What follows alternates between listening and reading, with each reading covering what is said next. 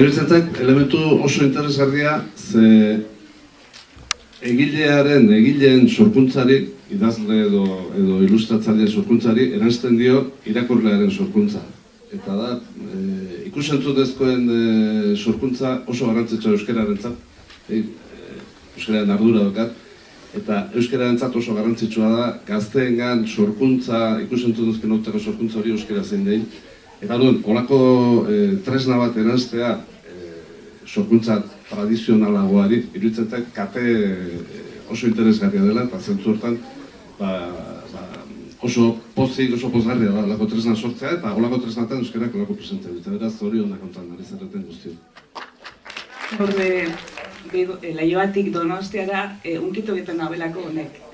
Uste dut mundu honetan esperantza manten digun bakarra dela jende kritikoa eta irumentzua, sormena duena. Eta esperantza ematen du jende gaztea, ikustea, liburuak irakurtzen eta gauza irudimentzuak sortzen.